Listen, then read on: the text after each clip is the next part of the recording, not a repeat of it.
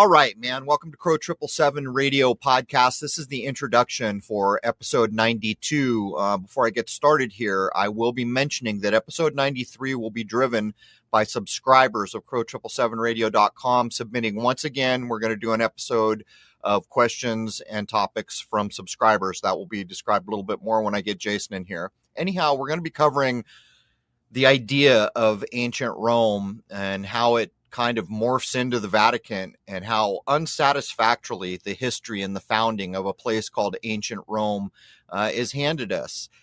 So much of it, in my view, has to do with simple encoding of older ideas. After all, we're all familiar with the historical timeline we've been handed, where we're told the Romans basically took everything Greek, kept all the same ideas, renamed most of it, and in the modern age, the Roman renaming of most things, like planets or what we're told are supposed to be gods, move up into the modern era. These are not gods at all in the way they're described. And if we would want to break down the idea of why would a supposed ancient empire get these ideas from a yet older civilization, keep all the meaning and rename them, what you're looking at is aspects of nature. It is the same thing verbatim over and over. It is in the alchemical ideas. It is in the hermetic ideas. It is in basically the entire basis of what Freemasonry is held on to. It's the same thing over and over and over. But as we jump in to the first hour, we're going to take apart from the supposed founding of ancient Rome. We're going to get up through that Roman historical timeline we've been handed. In hour two, we're going to begin to try to attempt to show how it all morphs into the Vatican.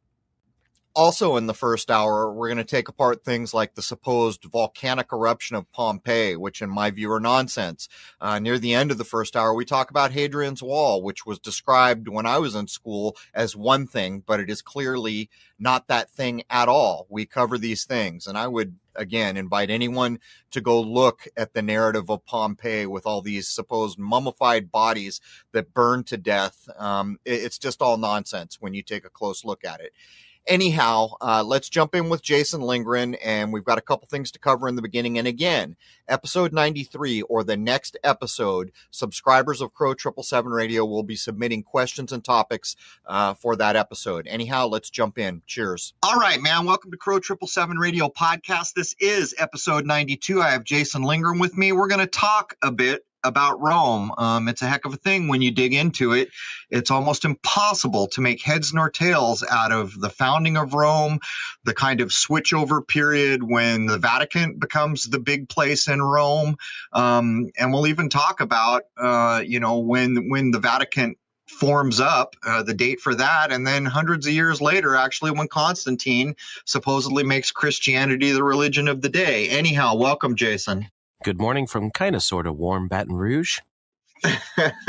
We're actually having some pretty mild weather here. Anyhow, how's your signal? You got me good on Skype? I'm getting warnings. You're fine on my end. Okay, we'll go unless this gets much worse, and then we'll try to reestablish. Anyhow, we got a few things we want to cover in the opening here. First, I'd like to give a shout out to a YouTube channel again. Rob S. It is R-O-B first name, second name E-S-S. This is a living man out there standing up for the rights of a living man or living woman. He's quite an individual. He's an example to all of us. Go check out Rob S. on YouTube and support him. Show him you're here. Show him you're watching what he is doing for the benefit of every living man and woman, in my view. Subscribe, support. What else do we have here, Jason? Well, yesterday we had an odd situation with our friend Matt Landman. He messaged me out of the blue saying, hey, is my Facebook page down, not working? So I checked, and indeed they had just canceled it, just obliterated it. And I told him immediately, and I jumped on to put out the modern day book burning meme out there so that people can take that and spread that, because with what happened with you, I didn't want to be a repeat with Matt, because he just posts constantly everywhere. I mean, he's the best activist I've ever seen, really, especially when it comes to the whole chemtrail thing. So we got on that, and within a few hours, it actually came back. Before I forget, he had a second account that he added me on, and then they deleted that too. But then his first one came back. So his second one's never come back. So we don't know. We don't know what actually was going on with all this. But as of right now, I just checked a little while ago, his account's still working. We were going to send out another video like we did for you, but we were just holding off to see what was up. So I don't know, man. A lot of people took it and spread it quickly. So maybe that made a difference. Hard to say. Well, when you told me that they had taken him out, the modern day book burning meme, you are looking at an individual who never stops. He covers chemtrails. I watch two people that cover the chemtrail thing. Matt Landman is one, and the other is Patrick Roddy, both of which have been on this show. And it's a heck of a thing, some of the things they cover. I mean, they're people who come and want to act like chemtrails aren't happening. They're not educated about it. It's all there is. They've got the documents flat out that show the beginning, the planning of these things. But what's even more is recently, and I wondered if this played into them shutting him down. And by the way, I posted immediately, and I know a lot of the people that follow me went to complain about the deletion of his Facebook account. But anyhow, to get back to the point, for so many years, the response we got from officialdom was chemtrails aren't happening. You guys are high. You conspiracy theory people are on crack. You're looking at contrails out of planes. Well, guess what? All those years of denial has now shifted to, and you can go to Patrick Roddy's channel or Matt Landman and see that the conversation has now actually shifted from we're not doing this to yeah, we're doing this and we can't stop or we'll all die. Not even kidding you. So that's what's happened. And, anyone who lives in any major city goes outside and looks up on almost any given day.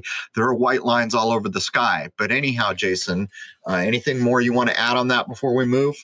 People commenting when you put something up like we just did on Facebook. And here's the thing. We know that these are controlled organizations. There's no ifs, ands, or buts about that they are. However, they are free advertisement. So for all the people that say things like, well, you need your own website and blah, blah, yes, we do. But do you have any idea the cost if you wanted to have a YouTube of your own? I know you've looked into it, Crow, so you could probably give a better idea to people. But the cost is insane to have your own video hosting site. Even if multiple people went in on it, it's extremely expensive. So utilizing a tool like YouTube is to our benefit as far as if you just want to get something out there with complete knowledge that they can screw you over anytime they want. Same thing with Facebook.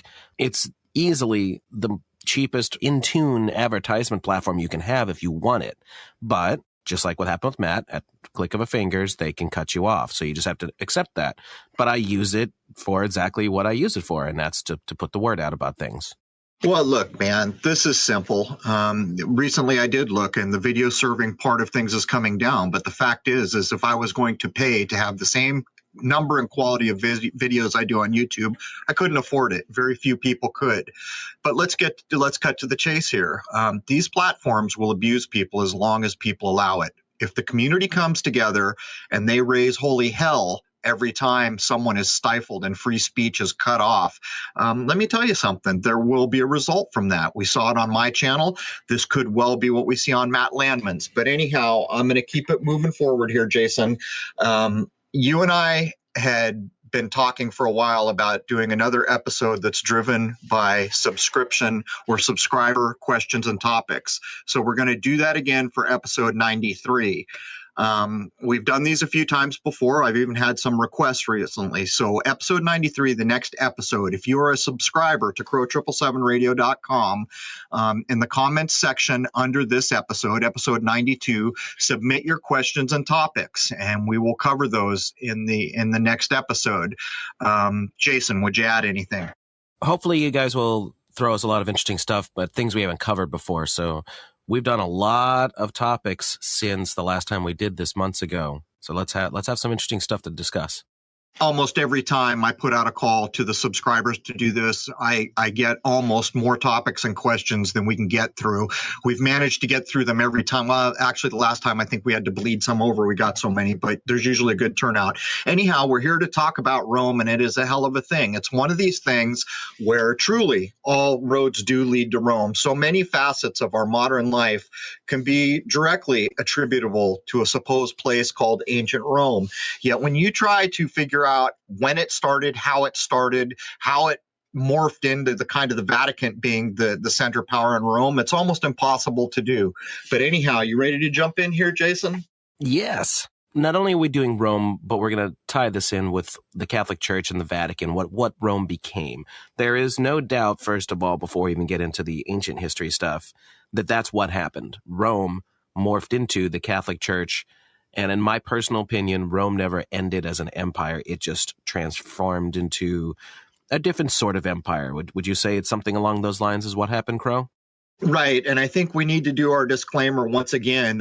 History is, in fact, a lie agreed upon. And what we are going to cover here is case and point. What Jason's going to do is go through the timeline that has been inserted into the public consciousness, into the history books. But for my money, the majority of what we're about to cover is actually encoding the sky, believe it or not.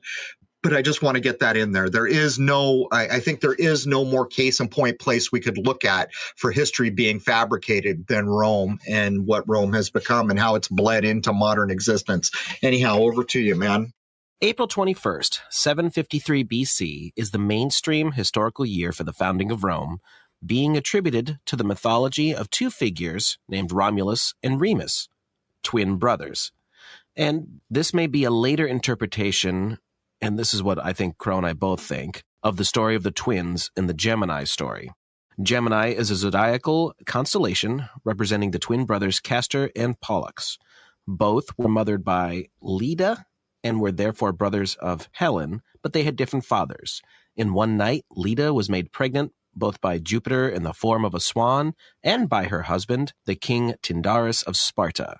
And this is where the twins are said to have come from, one immortal and one not, although, of course, with all these things, there's variations of these stories.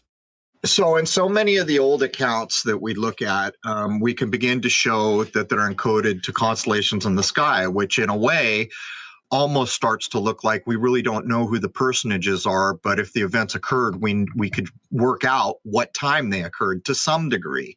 Almost certainly, in my view, what you're looking at with the myth of Romulus and Remus, the founders of Rome, and actually one of those guys being the first king of Rome, we're told, is the story of Gemini being just reiterated in a different way. Not only that, later on we may get into the idea of the seven hills of Rome being a geographical representation of the seven visible planets that drive all of the old natural encodings, the ideas from alchemy or whatever you would call it in a more ancient historical aspect. But anyhow, go ahead, man. Let's talk about the first king. In Roman mythology, Romulus and Remus are twin brothers whose story tells the events that led to the founding of the city of Rome and the Roman kingdom by the brother Romulus. Romulus and Remus were born in Alba Longa, one of the ancient Latin cities near the future site of Rome. Their mother, Rhea Silvia, was a Vestal virgin and the daughter of the former king, Numitor, who had been displaced by his brother Amulius. In some sources, Rhea Silvia conceived them when their father, the god Mars, visited her in a sacred grove dedicated to him. Through their mother, the twins were descended from Greek and Latin nobility. Seeing them as a possible threat to his rule, King Amulius ordered them to be killed, and they were abandoned on the bank of the Tiber River to die. They were saved by the god Tiberinus, father of the river, and survived with the care of others at the site of what would eventually become Rome. In the most well-known episode, the twins were suckled by a she-wolf in a cave now known as the Lupercal. Eventually, they were adopted by Faustulus, a shepherd. They grew up tending flocks, unaware of their true identities. Over time, their natural-born leadership abilities attracted a company of supporters from the community. When they were young adults, they became involved in a dispute between supporters of Numitor and Amulius. As a result, Remus was taken prisoner and brought to Alba Longa. Both his grandfather and the king suspected his true identity. Romulus, meanwhile, had organized an effort to free his brother and set out with help for the city. During this time, they learned of their past and joined forces with their grandfather to restore him to the throne. Amulius was killed and Numitor was reinstated as king of Alba. The twins set out to build a city of their own. After arriving back in the area of the Seven Hills, they disagreed about the hill upon which to build. Romulus preferred the Palatine Hill above the Lupercal. Remus preferred the Aventine Hill. When they could not resolve the dispute, they agreed to seek the gods' approval through a contest of augury. Remus first saw 6 auspicious birds, but soon afterward, Romulus saw 12 and claimed to have won divine approval. The new dispute furthered the contention between them. In the aftermath, Remus was killed either by Romulus or by one of his supporters. Romulus then went on to found the city of Rome, its institutions, government, military, and religious traditions. He reigned for many years as its first king. So, I mean, in this whole story, Jason, there are so many things that get echoed in supposed later mythologies and religious accounts and other things. It starts with the mother being a Vestal Virgin. Anyone can look up what that's about. But I think one of the key points here is the idea of the god Mars being involved, because that is where the idea of being martial or warlike comes from. And it begins to show that what we're looking here is mythology encoded to the sky. It's what it is. And even if we take it further down the line, the twins are left on the bank of the river Tiber. I mean, we hear the same idea in the story of Moses. And then again, they go on and they're shepherds. I mean, it is the same reoccurring themes all the way through this. But for me, when you have a brother named Romulus who gives his name to the founding of the city of Rome, how is it that all we have is a myth to show the founding of this supposed thing that ends up affecting every life just about all the way up to the modern age? It's a bit much, but at the end of the day, we can demonstrate that they are encoding to the sky, to the zodiac, to the planets. That's what's going on here. Well, what's interesting is, and I'm about to get into the 7 kings of Rome, there is zero, absolutely nothing, no evidence whatsoever that the first king of Rome was this Romulus person, or that story was true in any way, shape, or form. It is just another part of Roman mythology. So I don't even know what to make of that, because on record, supposedly they have the rest of the first 7 kings, as they call them. So it just is what it is. We don't know what the real founding of it was. How can that be? So you have I mean, is there anything in our history more major than the idea of ancient Rome? I mean, we're told they took over basically most of the world at one point, and up to this day, even forms of government here in the United States, like having a Senate, they have directly to do with these old stories we have of a place called ancient Rome. It's a bit like, remember when we did George Washington? You know, everyone thinks George Washington is the first president of this country, and we looked into it, and there were a number of guys before him. For some reason, in this world we live in, we can't just have a standard account. What we're looking at here is encoded ideas. For my part, I think a lot of it is because the timeline's not as ancient as we've been told. And, you know, we always work to try to show this in some way, but it's not easy. But if the work we did on the chronology formed by the Jesuits and Fomenko's work is any indicator in reality, it pushes all of this stuff much, much closer to the modern era. Anyhow, let's jump into the 7 kings. And again, the idea of 7 kings is directly correspondable to the idea of the 7 visible planets, which is driving most stories of mythology and all ideas of anything astrological or alchemical, or basically the clock in the sky as controlled by nature from our point of view. Anyhow, Jason. And of course, the 7 thing, that's a repeated meme through a lot of stuff. 7 chakras, the 7 hills of Rome, the 7 visible planets, and all that sort of stuff. So it was under these kings that the Roman ability to create an empire of some sort first became apparent, even though any intentions at the outset would not have been the intention. In all, there was said to have been 7 kings of Rome, covering a period of over 200 years. The first king of Rome was the mythical Romulus, from 753 to 715 BC. To him is attributed the founding, the extension to 4 of the Roman hills, the Capitoline, the Aventine, Salian, and Quirinal, as well as the infamous rape of the Sabine women. The second king of Rome, Numa Pompilius, from 715 to 673 BC, owing to the influence of his advisor, the nymph and prophetess Egeria, enjoyed a peaceful reign. The third king, however, Tullius Hostatilius, 673 to 642 BC, was responsible for the destruction of Alba Longa and the removal of its inhabitants to Rome. With the literal destruction of this opponent, they took over the sacred festivals of Latium and all the regional prestige and status that came with it. The fourth king, Ansus Marcius, 642 to 617 BC, extended the city further, built the first bridge across the Tiber, and founded Ostia at the mouth of that river to serve Rome as a seaport. All evidence of the city's increasing power and, let's just say, warlike nature. Very Mars-like, right? Yep.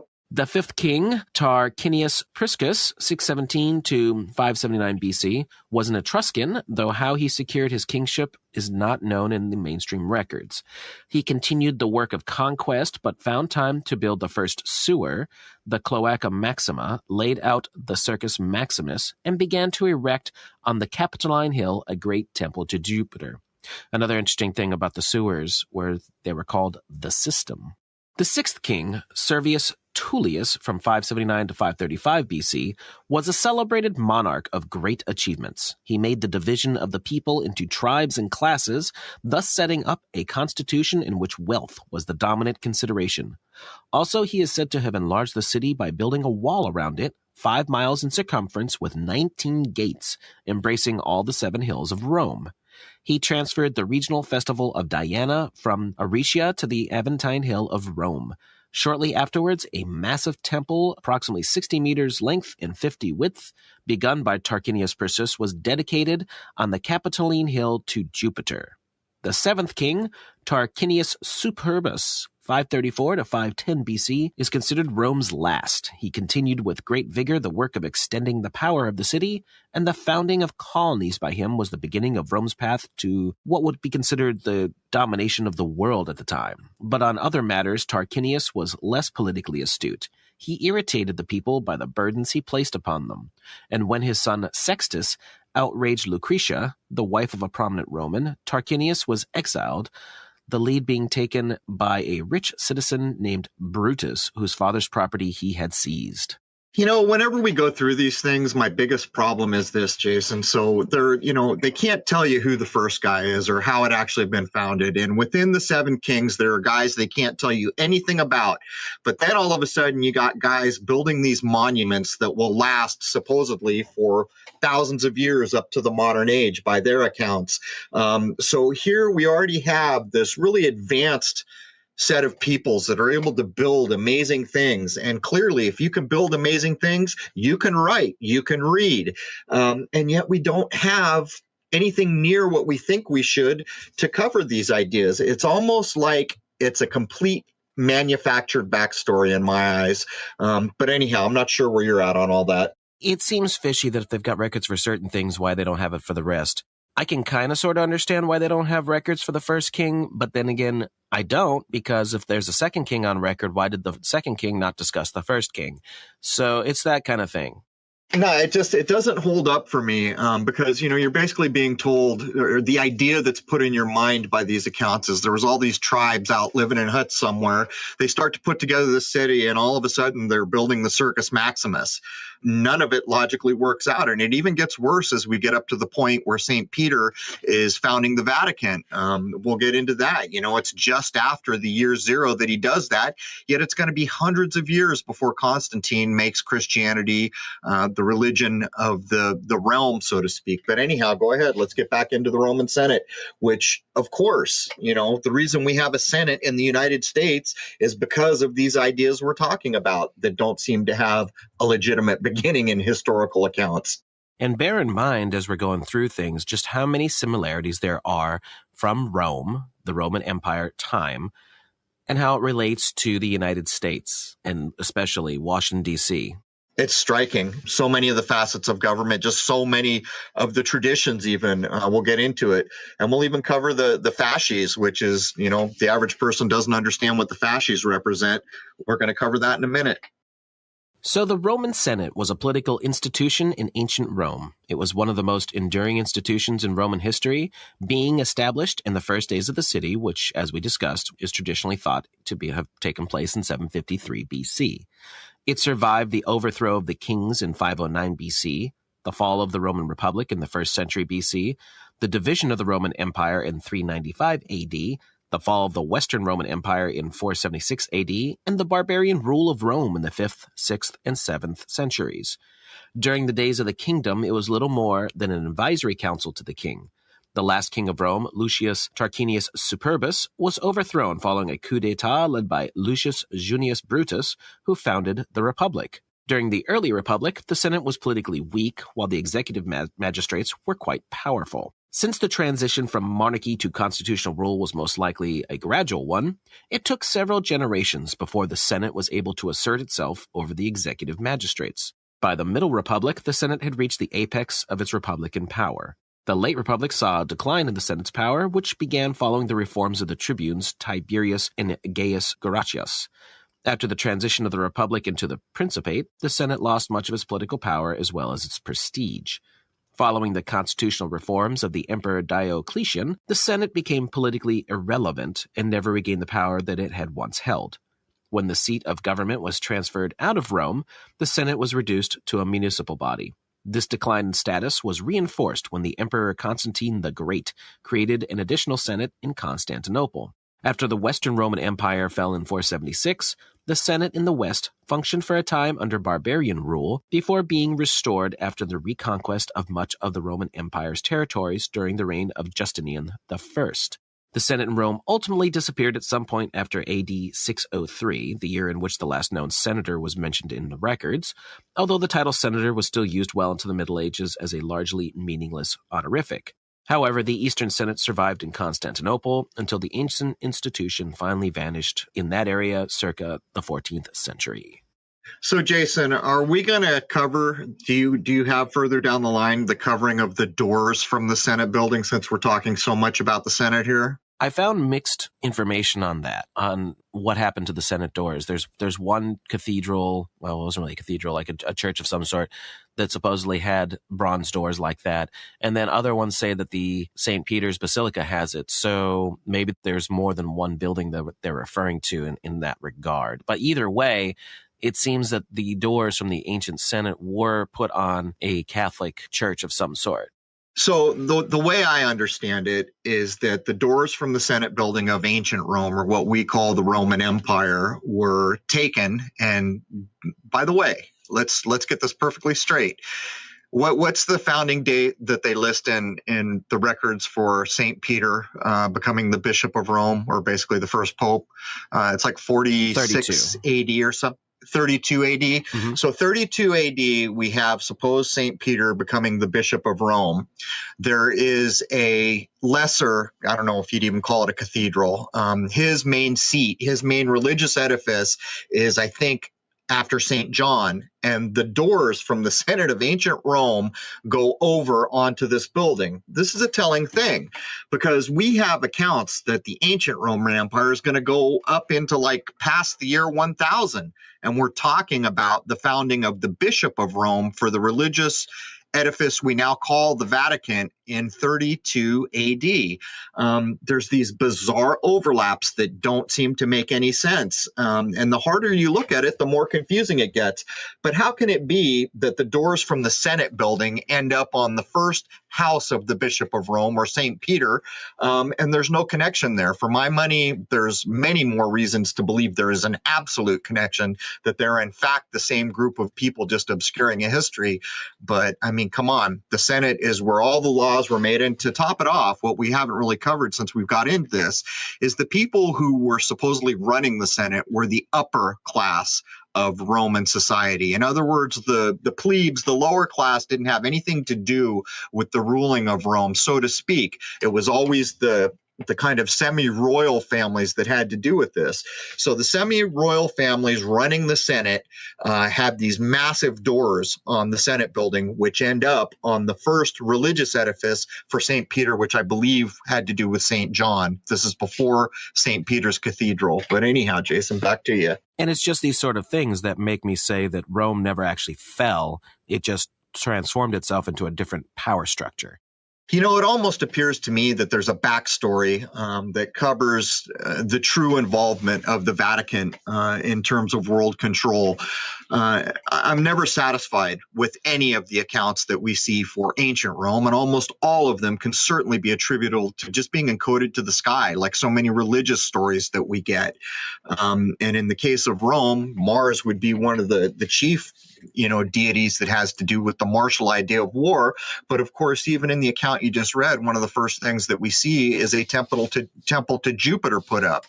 Most people think that this means they were worshiping a god called Jupiter, but that's really not what's going on here. It's about aspects of nature, which we covered in astrotheology and past alchemical conversations that we've had. But anyhow, let's go ahead and keep pushing in, because to top it off, we're going to show a symbol that has made it all the way up into the modern age, into the United States governing bodies, that really has no reason to be there as gauged by the meaning of the symbol itself. So go ahead, Jason. Fasces, F-A-S-C-E-S is how you spell that if you want to look up more on this. The definition is a bound bundle of wooden rods, sometimes including an axe on top, with its blade emerging. The fasces had its origin in the Etruscan civilization and was passed on to ancient Rome, where it symbolized a magistrate's power and jurisdiction. The axe originally associated with the symbol, the labrys double-bitted axe, originally from Crete, is one of the oldest symbols of Greek civilization. To the Romans, it was known as a bipanis. Commonly, the symbol is associated with female divinities from prehistoric through historic times. The image has survived in the modern world as a representation of magisterial or collective power, law, and governance. The fasces frequently occurs as a charge in heraldry. It is present on an older design of the Mercury dime and behind the podium in the United States House of Representatives.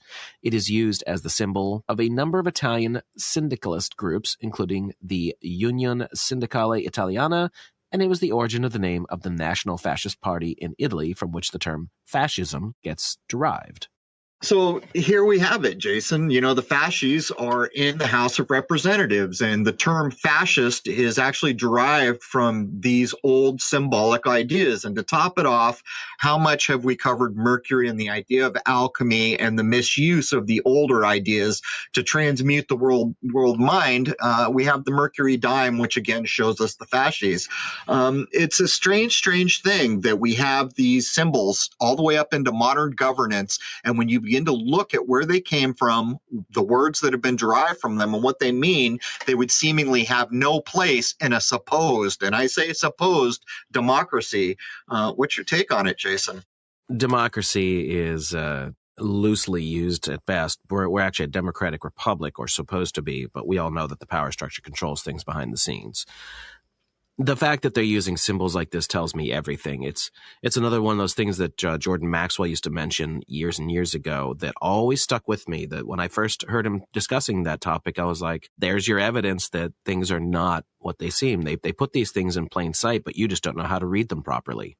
I would agree 100%. I mean, let's reiterate here. So we have this symbol, which gives us the word fascism, right in our House of Representatives. The average American still to this day doesn't understand that they play no role in picking the candidates, supposed candidates, that will go for the highest offices in these nations. And then the majority, or we are told the majority of people in this country, go out and vote for a president when their vote has nothing, absolutely nothing, to do with the seating of a president. That is done by the Electoral College. The Electoral College, anyone can look up, is a bit like an old boys club, and on numerous occasions has sat presidents against what is called the popular vote. Meanwhile, the media is trying to skew the voting populace as much as it can to back the narrative that they're going to put forward. But at the end of the day, the person being sat is the person being sat, and it is completely independent of any kind of a democratic vote in this country, in the United States. And then, take another look. We've got these fasces, the root of the idea for fascism. I would agree with Jordan Maxwell that things are not the way they appear. But the strange thing about it is it's not hard for people to know these things and to begin to question what the hell is going on here. And I would suggest that what is going on here is, in fact, all roads do lead to Rome. And the problem here is when we go back to look at Rome, the story we get is not satisfying or acceptable in my view. It seems to be mostly encoded ideas of older natural ideas that have to do with astrology, to be blunt about it. And let me point out once again, since you brought up the Electoral College, although people still to this day freaking out over Donald Trump, It doesn't matter who you voted for, whether you voted for Hillary Clinton, Bernie Sanders, or Donald Trump. The Electoral College seated Donald Trump, so that is obviously who they wanted in place for whatever reason.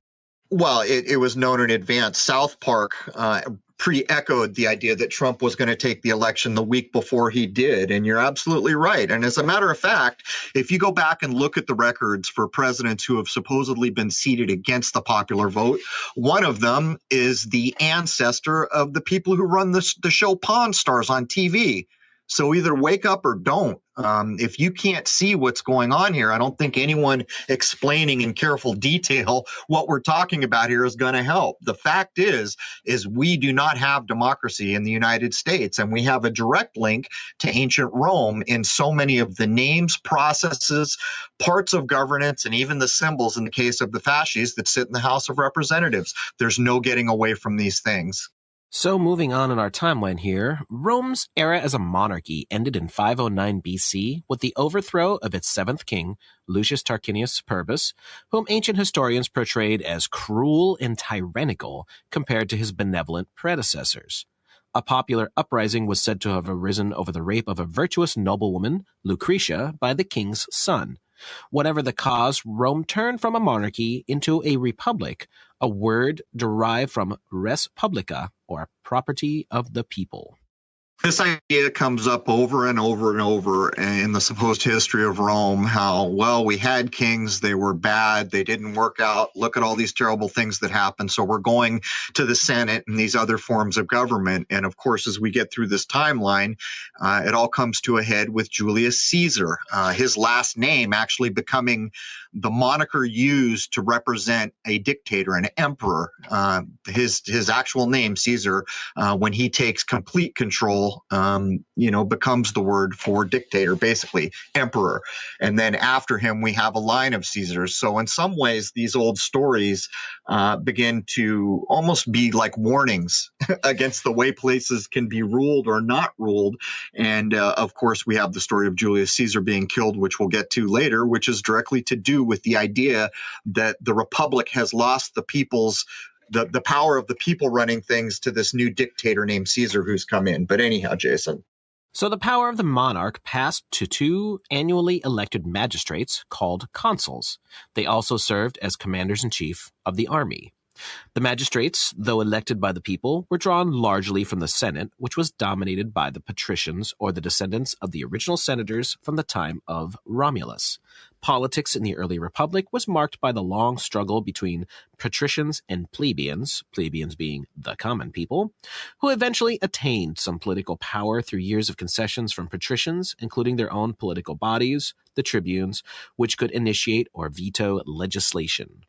So many kind of comparisons to the way the United States is supposed to be governed here, where the common class, the plebes in this case, actually are supposedly having some say to the semi-royal class called the patricians.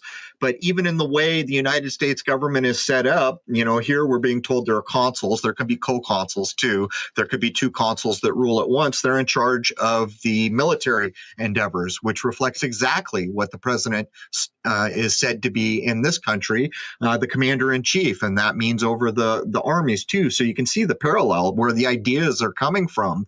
In many ways, this bullet point is reflecting what the average person would kind of think the manner in which the United States is run. Although that's not true, you can see the roots of the ideas here.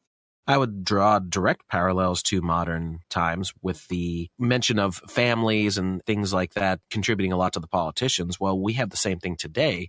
The Bush family is a very easy example to throw out there, with them just cranking out repeatedly members of their family to have a lot to do with our government and what they're steering.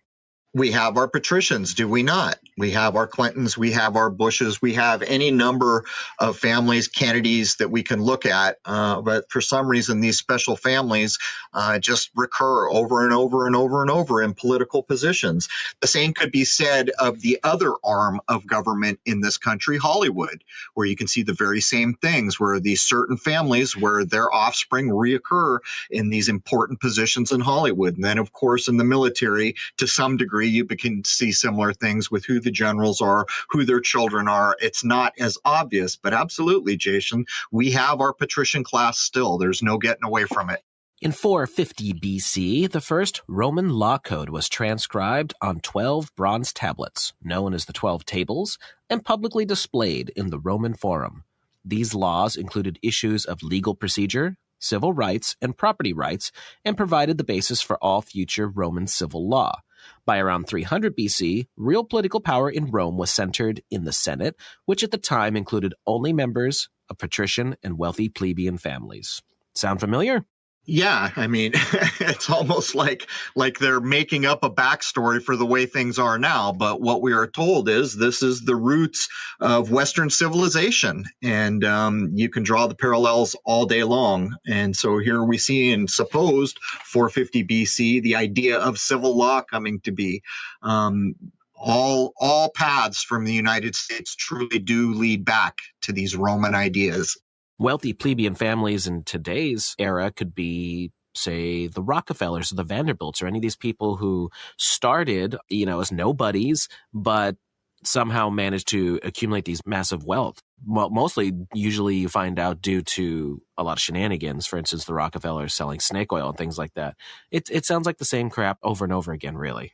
Well, it's absolutely about money. Years and years ago, when I was much younger, I read I forget the lady's authorship, the author of the novels that recreate a Roman epic, starting with maybe Pompeii, going all the way up to Augustus or something like that. It's a very popular set of books, but she recreates what history's picture is of Rome. And basically, the patricians have set themselves up to basically be the rulers, the more important class, but they have this idea where they set up shop every morning and all these people come in to see them, and that's how they generate cash. So into the system is built in, and much the way you were pointing at the Rockefellers or Rothschilds or any of these other places, the very system in existence is generating coin for these patrician families to ensure that they remain wealthy, ad infinitum. During the early Republic, the Roman state grew exponentially in both size and power. Though the Gauls sacked and burned Rome in 390 BC, the Romans rebounded under the leadership of the military hero Camillus, eventually gaining control of the entire Italian peninsula by 264 BC. Rome then fought a series of wars known as the Punic Wars with Carthage, a powerful city-state in northern Africa. The first two Punic Wars ended with Rome in full control of Sicily, the western Mediterranean, and much of Spain. In the Third Punic War, from 149 to 146 BC, the Romans captured and destroyed the city of Carthage and sold its surviving inhabitants into slavery, making a section of northern Africa a Roman province. At the same time, Rome also spread its influence east, defeating King Philip V of Macedonia in the Macedonian Wars and turning his kingdom into another Roman province. Rome's military conquests led directly to its cultural growth as a society, as the Romans benefited greatly from contact with such advanced cultures as the Greeks. The first Roman literature appeared around 240 BC, with translations of Greek classics into Latin. Romans would eventually adopt much of Greek art, philosophy, and religion. All right. Well, here at the end, of course, they're pointing out that they're speaking Latin, which becomes the language of the Vatican, all religious scriptures being in Latin, mostly because the priests were the only people who spoke it at that time, we are told. Most of the common people did not speak Latin at a certain given point, making it a requirement for a priest to be the intercessor between common people and God, because they're the only ones who could read the religious scriptures. But to get back, Jason, if I'm not mistaken, the Punic Wars is one of the places where we have written accounts of when solar eclipses and lunar eclipses happened, and this plays into the flamenco work. It was one of the bases for him to state flat out that the dating of these events could not possibly have occurred, because it's not possible that the eclipses occurred in the time attributed to the historical war. And he used these things to again go back and try to figure out in history when in fact these eclipses were possible. And it moves everything up many hundreds of years closer to us in many cases, and in some cases as much as 1,000 years closer, where we've said so many times that it could be that everything pushed up to the 1100s is a much more accurate account of when these supposed ancient events occurred. These are tough things to know, but people can go look at the work of flamenco and decide for themselves. Rome's complex political institutions began to crumble under the weight of the growing empire, ushering in an era of internal turmoil and violence. The gap between rich and poor widened as wealthy landowners drove small farmers from public land, while access to government was increasingly limited to the more privileged classes. Attempts to address these social problems, such as the reform movements of Tiberius and Gaius Gracchus, ended in the reformers' deaths at the hands of their opponents. Gaius Marius, a commoner whose military prowess elevated him to the position of consul for the first of 6 terms in 107 BC, was the first of a series of warlords who would dominate Rome during the late Republic. By 91 BC, Marius was struggling against attacks by his opponents, including his fellow general Sulla, who emerged as military dictator around 82 BC. After Sulla retired, one of his former supporters, Pompey, briefly served as consul before waging successful military campaigns against pirates in the Mediterranean and the forces of Mithridates in Asia. During the same period, Marcus Tullius Cicero, elected consul in 63 BC, famously defeated the conspiracy of the patrician Catiline and won a reputation as one of Rome's greatest orators. So here we are we're getting close to the year 0 here, and we have these famous personages like Pompey, Sulla, Cicero, and we have all these writings attributed to these people. For my money, if we're looking at a period in Roman history where we've got these great orators who are writing all this stuff, which are going to make it to the common age, why in the hell don't we have a better accounting of the formation of this, whatever you want to call it, the civilization, Rome? As a matter of fact, I mentioned these, I think it's 11 series novel that I read, written by a lady's name who I don't recall at the moment, begins with Sulla in the era of Pompey. And the account that she puts together is so detailed in recreating how supposed Romans live, what the historical dates were, what the wars were, who was involved in them. Again, I ask, if we have this information for Rome approaching the year 0 or within 100 years of the year 0, how in the heck can it be that we don't have a better accounting of what came before? And I think that's a huge problem, and I think it's a huge tell that begins to show that we're looking at a fabricated backstory, which basically circles and centers around the Vatican. Anyhow, Jason.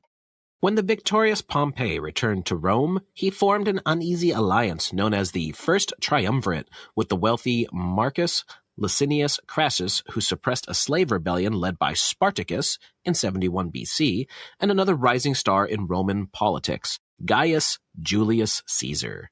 After earning military glory in Spain, Caesar returned to Rome to vie for the consulship in 59 BC. From his alliance with Pompey and Crassus, Caesar received the governorship of 3 wealthy provinces in Gaul beginning in 58 BC. He then set about conquering the rest of the region for Rome. After Pompey's wife Julia, Caesar's daughter, died in 54 BC, and Crassus was killed in battle against Parthia, which is present-day Iran, the following year the triumvirate was broken. With old-style Roman politics in disorder, Pompey stepped in as sole consul in 53 BC. Caesar's military glory in Gaul and his increasing wealth had eclipsed Pompey's, and the latter teamed with his Senate allies to steadily undermine Caesar. In 49 BC, Caesar and one of his legions crossed the Rubicon, a river on the border between Italy from Cisalpine Gaul. Caesar's invasion of Italy ignited a civil war from which he emerged as dictator of Rome for life in 45 BC.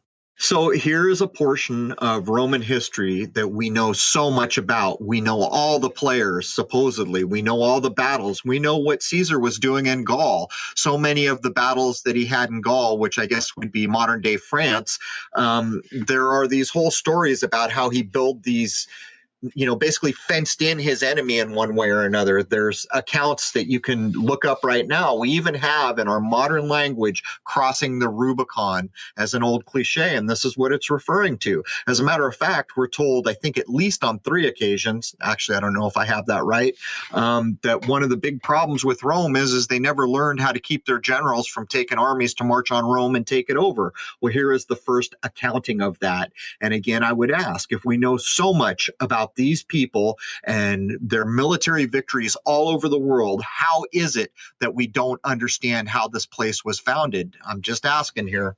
Less than a year later, Caesar was murdered by a group of his enemies led by the Republican nobles Marcus Junius Brutus and Gaius Cassius. Consul Mark Antony and Caesar's great-nephew and adopted heir, Octavian, joined forces to crush Brutus and Cassius and divided power in Rome, with ex-consul Lepidus in what was known as the Second Triumvirate. With Octavian leading the western provinces, Antony the East, and Lepidus Africa, tensions developed by 36 BC and the triumvirate soon dissolved. In 31 BC, Octavian triumphed over the forces of Antony and Queen Cleopatra of Egypt, also rumored to be the one-time lover of Julius Caesar, in the Battle of Actium. In the wake of this devastating defeat, Antony and Cleopatra committed suicide. By 29 BC, Octavian was the sole leader of Rome and all its provinces. To avoid meeting Caesar's fate, he made sure to make his position as absolute ruler acceptable to the public by apparently restoring the political institutions of the Roman Republic, while in reality retaining all real power for himself. In 27 BC, Octavian assumed the title of Augustus, becoming the first emperor of Rome. You know, there's one thing striking about this, Jason, when it started back all the way with Pompey and you went through Spartacus. It's very telling when we see the same stories, these portions of Roman history told over and over again in Hollywood. It almost gets to the point where the Hollywood movies become the actual history everyone's familiar with. And I would suggest that maybe one of the oldest ones is the idea of Spartacus leading the revolt against established Rome, as because he didn't want to be a slave anymore. But again, we know so much about this time period. Who hasn't heard the story of Queen Cleopatra and all these other things? But everything prior to this is obscured. And I would suggest there's a reason for that. I would suggest that we're looking at backstories and personages that were fabricated to fit a narrative moving forward. What the actual true history is, I don't think we'll ever know. That's the problem. A lot of this seems convenient. It seems like a lot of it was just put in place to assist the wealthy people in charge, kind of like we see going on today. Well, you know, the Vatican becomes basically owner of most of the known world at one point, or at least at odds with other people who are struggling to take control of places, even putting out papal bulls saying we own everything, and even the things we haven't quite taken over yet, those belong to us too. This is covered in the novel by Clavel, Shogun, where the pilot is trying to tell the shogun of Japan, there's this guy named the Pope who basically owns the whole world, and by the way, he owns Japan too because of this papal bull. And I would point everyone to go look. That papal bull is still in force today. For my money, it almost appears like the center of power that is the Vatican created so much of this backstory that we can't make heads nor tails out of it anymore. And the problem is so many people are familiar with Julius Caesar and the movie Spartacus that they'll argue all day long that it's not possible that this historical account is not true in some way, shape, or form, even reaching into Egypt with Antony, Caesar, and Cleopatra. But for my money, I think it's all a backstory.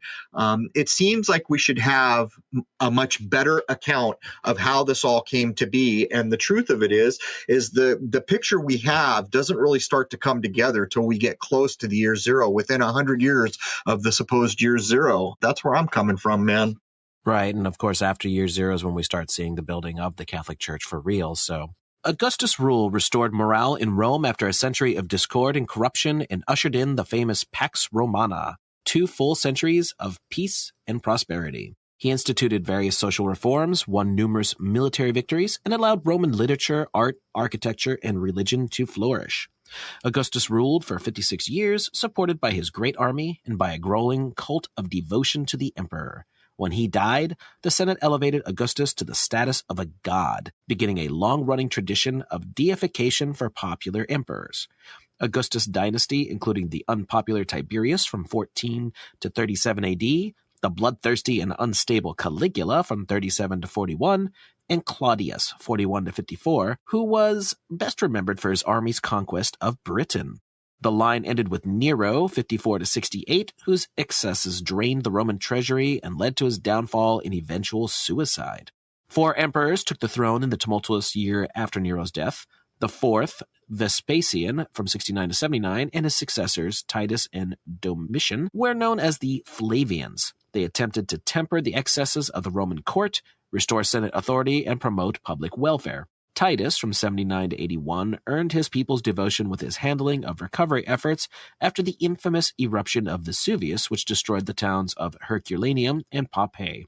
The reign of Nerva, 96 to 98, who was selected by the Senate to succeed Domitian, began another golden age in Roman history, during which 4 emperors, Trajan, Hadrian, Antonius Pius, and Marcus Aurelius, took the throne peacefully, succeeding one another by adoption as opposed to hereditary succession. Trajan, from 98 to 117, expanded Rome's borders to the greatest extent in history with victories over the kingdoms of Dacia, which is now northwestern Romania, and Parthia.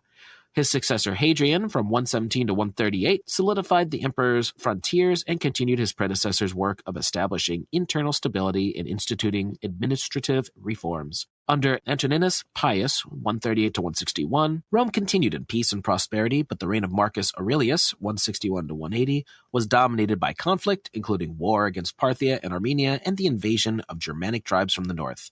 When Marcus fell ill and died near the battlefield at Vindobona, which is Vienna, he broke with the tradition of non-hereditary succession and named his 19-year-old son Commodus as his successor, which is, I believe, the story of Gladiator with Russell Crowe. Well, I'm going to say a few things on this bullet point, some of which people will probably be okay with, and other things I'm about to say people will probably go, what the hell?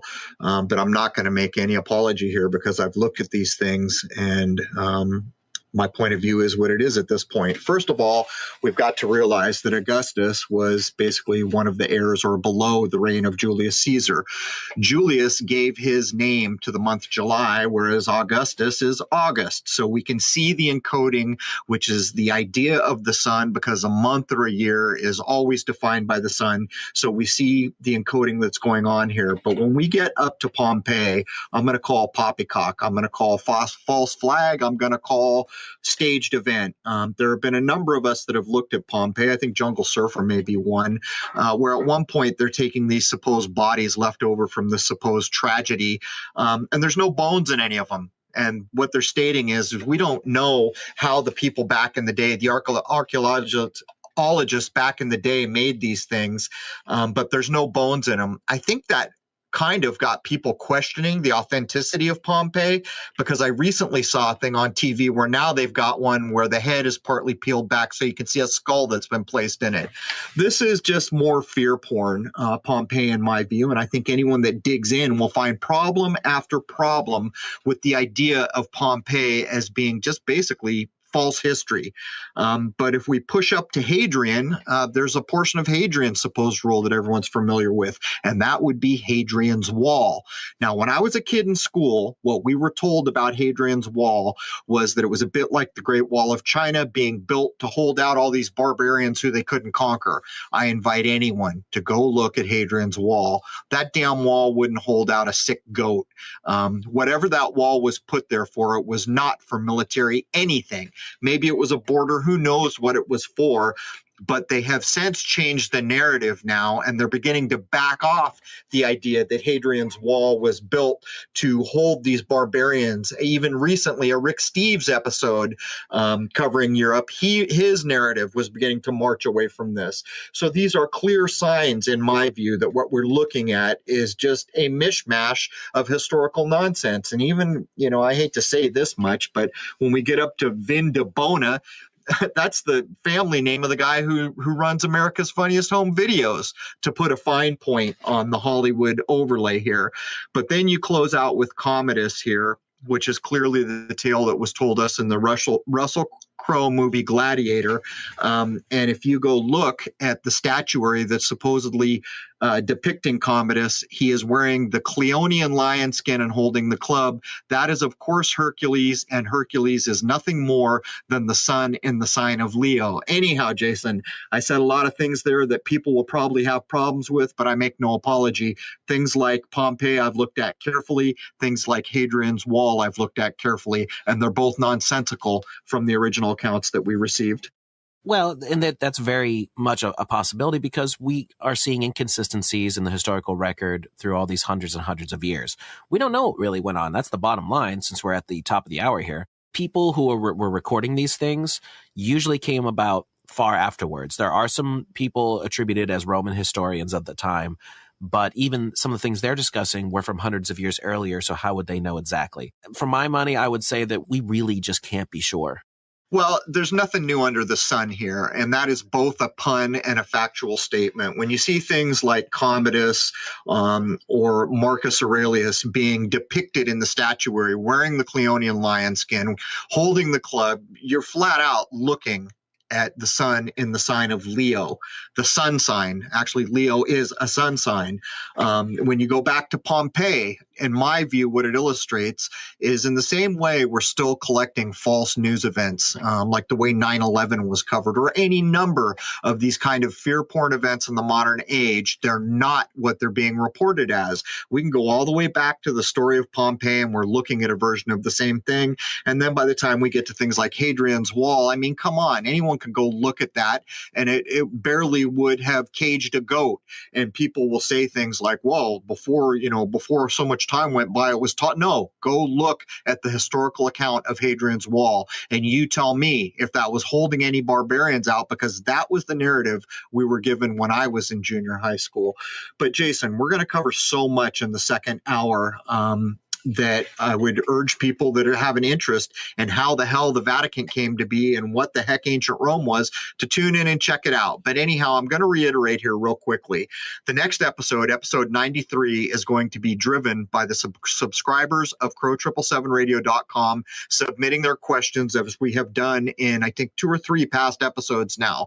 Again, for all the subscribers, under this episode, when you listen logged in at crow777radio.com, submit your questions there, and I will collect them, and that will drive the next episode. Jason, do you have anything to add before I wrap up here? Well, the second hour, we're going to go into how the Empire of Rome became the Christian church, and more specifically, the Catholic Church, because there were a lot of Christian sects that were floating around in the beginning of the AD era. And the reason why we went through all this history is to show the parallels of what was going on then to what is going on now, and how there are just inconsistencies all over the place. It may be a little dry for some, but I think it's important. And a lot of people don't even look at this stuff anymore. So it's interesting to take a look at, especially on the heels of our astrotheology episode, and see what comparisons we can draw from that, plus all the stuff that's going on from then compared to now, and how the Catholic Church actually came about to the best that we can figure it out. We're all aware of the influence that the Vatican has had over so much of the world in the modern age. And ancient Rome, or what we call ancient Rome, is the predecessor of that. We tried to go in and make parallels to show that the Vatican is basically part and parcel the same thing as ancient Rome was. It's not so cut and dry and not so easy to do. But when you begin to show things like the first basilica, or whatever it would be called, that was for St. Peter in Vatican, took the doors off the Senate building of ancient Rome, and then set up shop at basically 32 AD, when in fact Constantine, by the timeline we're handed, didn't even make Christianity the religion of the realm until 200-300 years later. You begin to see the obscuring of this timeline. In my view, my best guess is that most of what we know of ancient Rome is a backstory put together by the Vatican. That's the way I feel about it. The problem is I can't demonstrate it as convincingly as I'd like to. But anyone who wants to go in and start looking at the dates and even try to figure out how the place started or when it ended is going to find a litany of dates that just become nonsensical at some point. Anyhow, Jason, anything else? Join us for hour 2, where we're really going to tear into the Catholic Church, tied in with the Freemasons and everything else that the Vatican has done. All right, that brings hour 1 to a close for Crow 777 Radio Podcast, episode 92. And again, subscribers, go under this episode on crow777radio.com and submit your questions and topics for the next episode, which will be 73. There it is, man. Cheers.